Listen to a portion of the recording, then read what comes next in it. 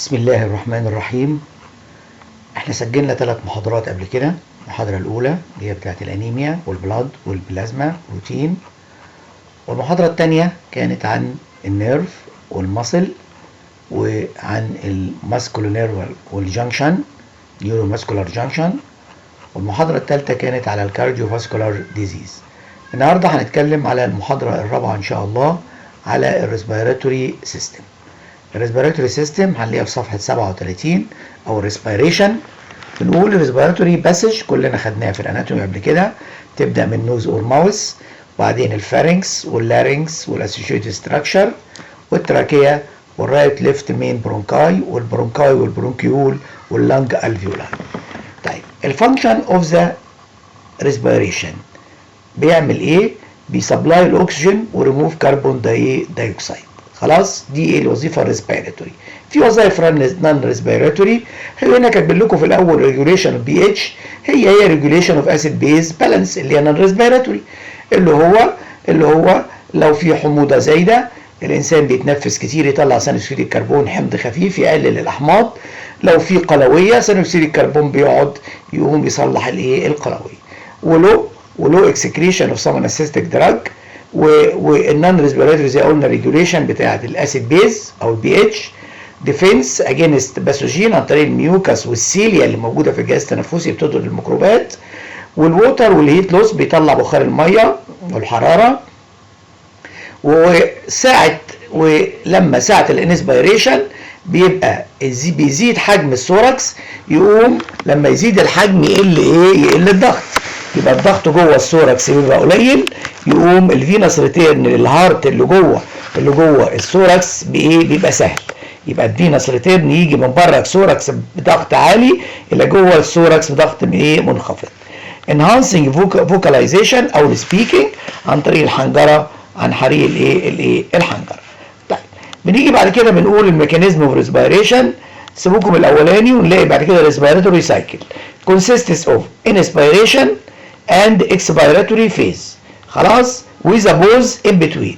انت بتاخد نفس بتستنى شويه وبعدين بتخرجه، يبقى inspiration and expiration with a pause in between. الريستنج ريسبيراتوري ريت من 12 ل 16 في الاطفال ممكن بيتضاعف. الانسبيريشن از ان اكتيف بروسيس. اكتيف بروسيس يعني ايه؟ يعني الانسان بيبذل فيه مجهود، بيحصل كونتراكشن اوف دايفراج والاكسترنال انتركوستال ماسل. لما الدايفراج بينقبض وينزل لتحت والانتركوستال ماسل تنقبض، القفص الصدري بيطلع لقدام، يقوم الفوليوم اوف ذا لانج والثوركس بتزيد، يبقى انكريز فوليوم اوف ذا لانج. وكلنا خدنا قبل كده اذا زاد الحجم قل قل الضغط، يبقى بعد كده بيحصل انكريز الانتراسوراسيك والانترا الفيولار بريشر. لما بيحصل البريشر بيقل جوه عن بره، يقوم الاير بيحصل له بيجي من بره من الضغط العالي الى الضغط المنخفض جوه، هناخده بالتفصيل بعد شويه. الاكسبيريشن از باسيف. الاستيك ريكويل، لما بتشد استيك وتسيبه بيحصل له بيرجع بالظبط نفس الوضع. الدايفراج بيطلع لحاله والثوركس بينزل لتحت يقوم يضيق يبقى it is due to elastic recoil of lung and chest wall. يبقى decrease volume of the lung، نقص حجم اللنج والانكريز انتراسوراسيك بريشر، يبقى نقص الحجم زاد الضغط. يبقى الضغط جوه الالفيولاي واللنج هيزيد عن الضغط بره، يقوم الهواء يطلع من الضغط العالي للضغط الواطي. ساعات الاكسبيريشن بيبقى اكتف، لو انا بعمل فورسد اكسبيريشن بنفخ هواء جامد يبقى ده اكتف، او لو اجينست ريزيستنت اللي عنده رطب وبيبقى عنده انسداد في الشعب الهوائيه بيضغط الهواء جامد. طيب الريسبيراتوري بريشر هناخد الالفيولار بريشر والانترا بلورال بريشر. عارفين ان البلورال رئتين، يبقى الانترا بلورال بريشر دول اللي يهمونا اكتر عن الترانس بالمونري بريشر. الالفيولار بريشر بنقول during respiratory cycle. طيب هنقول نفوت اول نقطه وثاني نقطه ونيجي على الثالثه. during normal inspiration زي ما قلنا الفوليوم بيزيد، يبقى البريشر بيقل، يبقى البريشر بيبقى ناقص 1 اقل من الضغط الجوي. كلنا خدنا في المدرسه قبل كده الضغط الجوي 76 ملم زئبق. لما يبقى ناقص 1 عن الضغط الجوي less than the atmospheric بريشر هيبقى 75. يبقى 75 يعني ناقص 1 عن الضغط الجوي، وبالتالي اير ويل رش فروم هاي بريشر لللو بريشر.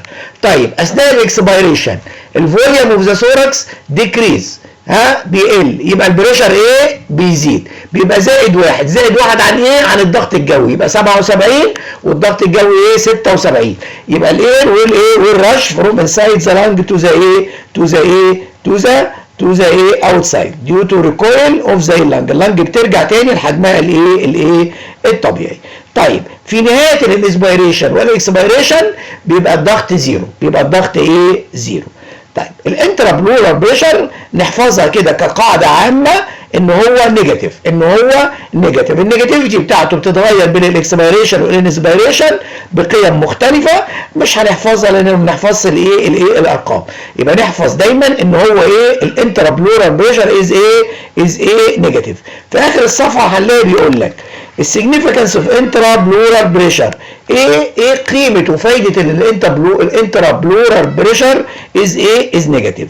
هو بيساعد بريفنت لانج كولابس. لو الضغط بوزيتيف وهيضغط على اللانج هيطبقها، يبقى بيمنع الكولابس. تاني حاجه بيساعد اللانج انها تو اكسباند، لان لو في ضغط جامد على اللانج مش هتقدر تتمدد وتكبر ساعه الانسبيريشن.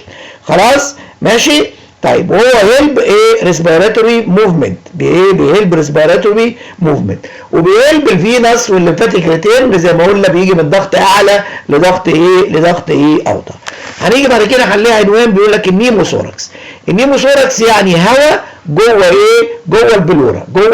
يبقى collection of air in the pleural cavity leading to collapse of the lung. لما البلورال كافيتي يدخل جوه الهواء يبقى مش هيبقى البريشر نيجاتيف، هيبقى بوزيتيف، هيضغط على اللنج هيطبقها. عندنا كوزز الاوبن نيموثوركس، يعني الهواء جاي من بره، بتيجي في طعنه بالسكينه، يبقى البلورال كافيتي كونكتد تو ذا اتموسفير للجو. طيب اذا كان بايلاترال في الجنبين يبقى اللنج هتتطبق والكولابسد ان بوث سايد، يبقى العيان هيموت. يبقى بنقول فيتال اف بايلاترال، يبقى مميته اذا كانت في الجنبين. اذا كانت في جنب واحد هتطبق رئه واحده والانسان هيتنفس بالرئه الثانيه. الكلوزد نيموثوركس بيبقى الهواء جاي من جوه، يعني رابشر اوف بولي، حاجه من الالفولاي رابشرت، يبقى الهواء طالع من اللنج لجوه. طيب بنقول بعد كده الكنترول اوف ريسبيريشن. الريسبيريشن احنا التحكم فيه هو ممكن بيبقى فولنتري في وقت ما. فولنتري ممكن يا جماعه انا اتحكم في او اوقف التنفس بتاعي. ممكن فولنتري ابنيه، ممكن امسك التنفس لفتره محدده، بعد كده غصب عني التنفس لازم ارجع اتنفس تاني. ممكن بمزاجي اعمل هايبر فنتيليشن، اخد نفس جامد قوي، مش كده؟ ماشي. طيب يبقى نيرف امبلس بتيجي من الكورتكس، من قشره المخ، للموتور نيرون اوف ذا ريسبيراتوري ماسل. طيب هنقول دلوقتي ان الريسبيراتوري سنتر بيبقى موجود في المظله وموجود في البونز، يبقى بونتيان يعني البونز، وفي المظله موجود الريسبيراتوري سنتر. خلاص مش مهم تفاصيل الحركه بتاعتهم، لكن احنا بنعرف انه موجود في المظله وموجود في البونز وموجود في البون. طيب هنيجي بعد كده صفحه 43 هنلاقي الساينوزس هو الازرقاق او الزرقاء. بنقول it is bluish discoloration of the skin and the mucous membrane. يبقى الغشاء المخاطي والسكين بياخد لون ازرق نتيجه زياده دوكسي هيموجلوبين، نتيجه زياده الهيموجلوبين اللي شايل ثاني اكسيد الكربون. نوعين، سنترال وبريفرال. السنترال ساينوزيس يعني هناك نقص في الاكسجين في الدم الشرياني. خلاص بشوفه فين السنترال من اسمه؟ بشوفه في البكه الميوكوزا واللبس، بشوفه في الشفايف. طيب بشوفه امتى الاكسجين بينقص؟ لما يبقى عندي ليفت فنتريكولار فيلير، هبوط في الجانب الايسر من القلب، ومرض في اللنج ما بيعملش جود اوكسجينيشن. طيب البريفرال ساينوزيس يعني في سلو سيركيوليشن، الدم ما بيوصلش للاطراف كويس، وبالتالي ثاني اكسيد الكربون بيتراكم. يبقى ميز سلوينجز اوف ذا بلاد سيركيوليشن في الفينجرز والتوز، اصابع الايد والرجلين. طيب ده بيبقى ديتكتد في الكولد الجو البارد، وفي الاسكيميا الدم ما بيوصلش كويس للاطراف. سين ان ذا نيل بيدز. امتى فاكتور اتاك ساينوزز؟ امتى ما اقدرش اشوف الساينوزز؟ لو واحد لونه بلاك ريشيال سكين، يبقى واحد لونه بلاك ما اقدرش اشوف الازرق، مش كده؟ واحد عنده جوندس لونه اصفر ما اقدرش اشوف الزرقاء. واحد عنده انيميا بهتان قوي ما تبانش فيه بردك الزرقاء. بعد كده الهايبوكسيا يعني نقص الاكسجين، هايبو قليل، اوكسيا اكسجين، يبقى تيز لاك at the tissue level oxygen may be due to a decrease ثاني اكسيد decrease of oxygen. انواعها هايبوكسيك وستاجنانت وانيميك وهيستوتوكسيك. الهايبوكسيك انيميا يعني فيه اكسجين قليل، موست كومن تايب سين كلينيكالي في اللو اوكسجين تنشن في امراض الرئه وامراض الهارت. سيانوزيس بيبقى موجود. جميل. طيب الستاجنانت هايبوكسيا ان اديكويت بلاد اللي قلنا عليها بريفرال ساينوزيس، لو كاردياك اوتبوت او فاسكولار اوبستراكشن او سلو سيركيوليشن، بتبقى في ساينوزيس هنا بريفرال ساينوزيس. في بعد كده الانيميك هايبوكسيا نتيجه الانيميا بتسمى بالكوزز. الكوزز بتاع الانيميا كتيره معروفه خدناها قبل كده، لكن بيبقى فيش ساينوزيس هنا. احنا قلنا في الانيميا ما بيبانش الساينوزيس. الهيستوتوكسيك هايبوكسيا بيبقى فيه مواد سامه بتمسك في الخلايا، وبالتالي الخلايا ما تقدرش تاخد الاكسجين، وده ما بيحصلش فيه ساينوزيس. وبيحصل امتى؟ بيحصل في التسمم بالصيانيد، والصيانيد ده كومباوند موجود في سم الفار اللي هو ماده شديده الخطوره.